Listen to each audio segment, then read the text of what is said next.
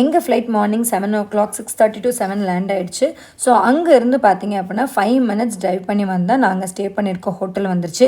சீ board அப்படின்ற ஹோட்டலில் தான் ஸ்டே பண்ணியிருந்தோம். போனதுமே மார்னிங் பிரேக்ஃபாஸ்ட் முடிச்சுட்டு நாங்களாம் ரெஃப்ரெஷ் ஆகி கிட்டத்தட்ட ஒரு 11 o'clockன்றபோது வெளியில் வந்துட்டோம். நான் வந்து அழகான ஒரு புத்தர் இருந்தார், அவர் கூட ஃபோட்டோ எடுத்திருந்தேன். எங்கள் அம்மா வந்து ஃபர்ஸ்ட் டைம் சுடிதார் போட்டிருந்தாங்க. அதை பார்த்துட்டு என் தம்பி ஒரே ஆட்டத்தை போட்டுட்டு இருந்தான், அம்மா க்யூட்டாக இருக்கே அப்படின்னு சொல்லிட்டு. ஸோ எல்லோரும் வந்ததுக்கப்புறம் ஃபர்ஸ்ட் எங்கே போனோம் அப்படின்னு பார்த்தீங்கன்னா Rajiv Gandhi water sports complex தான் போயிருந்தோம். அங்கே இருந்து தான் வந்து நம்ம ராஸ் ஐலாண்ட் வந்து ட்ராவல் பண்ணி ஆகணும். ஏன்னா அங்கேருந்து 370 rupees பே பண்ணிங்க அப்படின்னா பர் ஹெட்டுக்கு ராஸ் ஐலாண்டுக்கு ஒரு போட்டில் கூட்டிகிட்டு போவாங்க. அதுக்கு முன்னாடி பார்த்தீங்க அப்படின்னா அந்த ராஜீவ் காந்தி வாட்டர் ஸ்போர்ட்ஸ் காம்ப்ளெக்ஸில் நிறையா பேர் விளையாடுற மாதிரி, குழந்தைங்க மெயினாக விளையாடுற மாதிரி நிறையா ஆக்டிவிட்டீஸ் இருந்து. அண்ட் நான் வந்து அழகாக வந்து ஃபோட்டோஸ்லாம் எடுத்துகிட்டு அம்மாவெல்லாம் கொஞ்ச நேரம் வந்து உட்காந்துட்டு கொஞ்சம் டைம் ஸ்பெண்ட் பண்ண மாதிரியான ஸ்பேஸஸ் இருந்தது. அதுக்கப்புறம் எங்களை கூப்பிட்டாங்கன்னு சொல்லிட்டு ஒரு 100 meters ட்ராவல் பண்ணி நாங்கள் வந்து லைஃப் ஜாக்கெட் போட்டுட்டு போட் ஏறிட்டோம். ஸோ போட்டில் பார்த்தீங்க அப்படின்னா 10 people அது கம்பல்சரி வேணும் அப்படின்னு சொல்லியிருந்தாங்க. ஸோ நாங்கள் ஆல்மோஸ்ட் அது அவ்வளோ பேர் இருந்தனால நாங்கள் ஒரு போட் எடுத்துக்கிட்டோம். போய் நாங்கள் லேண்ட் ஆன உடனே கண்கொள்ளா காட்சி என்னென்னு பார்த்தீங்கன்னா டியர் தாங்க. கைக்கு அழகாக வந்துருச்சு. நான் உண்மையாலுமே நான் ரொம்ப மிஸ் பண்ணது என்னென்னா, எனக்கு யாருமே சொல்லலை ராஸ் ஐலாண்டில் வந்து இது இருக்குன்னு சொல்லிட்டு. நானும் ஒரு நாலேஜ் இல்லாமல் நான் வீடியோ பார்க்காம போயிட்டேன்.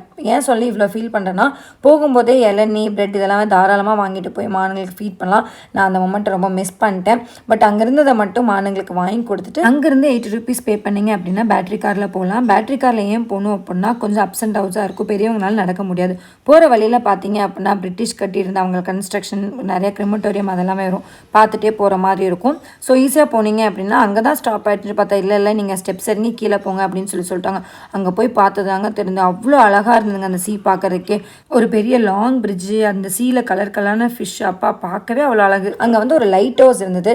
லைட் ஹவுஸ் யார் என்னன்னு கேட்கும் போது வந்து சொன்னாங்க, செல்லுலார் ஜெயிலில் நம்மளோட ஃப்ரீடம் ஃபைட்டர்ஸ் இருந்தாங்க தெரியுங்களா, அவங்க இந்தியாவிலேருந்து போகும்போது மியான்மர் வரைக்கும் வந்து ட்ரெயினில் போயிடுவாங்களாம். மியான்மர்லேருந்து அந்தமானுக்கு வந்து இந்த லைட் ஹவுஸை யூஸ் பண்ணி தான் வந்து இந்த இடத்துல தான் செல்லார் ஜெயில் இருக்குது. ஸோ இங்கே தான் நம்ம இறங்கணும் அப்படின்னு சொல்லிட்டு அந்த காலத்தில் வந்து ராஸ் ஐலாண்டை வச்சு வந்திருக்காங்க. 2018 வந்து ராஸ் ஐலாண்டாக இருந்திருக்குங்க, அதுக்கு முன்னாடி வரைக்கும். அதுக்கப்புறம் வந்து பார்த்தீங்க அப்படின்னா சுபாஷ் சந்திர போஸ் ஐலாண்டாக வந்து மாற்றிட்டாங்க.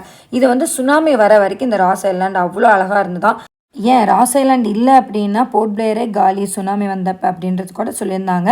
நாங்கள் போய் பார்க்கும்போது பில்டிங்ஸ்லாம் அவ்வளோ டேமேஜாக இருந்தது.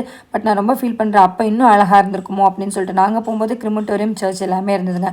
உண்மையாலுமே ராஸ் ஐலாண்ட் அவ்வளோ அழகாக இருந்ததுங்க பார்க்கவே.